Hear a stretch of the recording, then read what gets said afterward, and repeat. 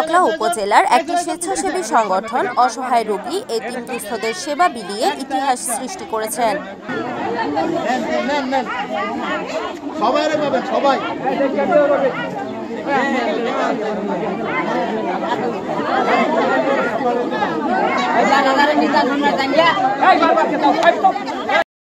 নকলার কৃতি সন্তান বীর মুক্তিযোদ্ধা শওকত আলীর পুত্র মোহাম্মদ লুৎফর রহমান লিখন এই ব্যতিক্রমধর্মী কার্যক্রমটি চালিয়ে যাচ্ছেন। 2020 সালে ভয়াবহ করোনাকালীন বিপদের সময় থেকে শুরু করে এখনো ময়মনসিংহ যুব সমাজ কয়েক হাজার মানুষকে সেবা দেন বলে জানান ময়মনসিংহ যুব সমাজ প্রতিষ্ঠার সভাপতি মোহাম্মদ লুৎফর রহমান লিখন।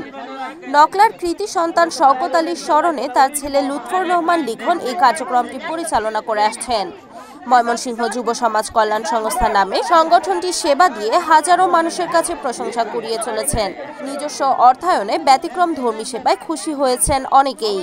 Report Yusuf Ali Mondal, NAN TV, Sherpur.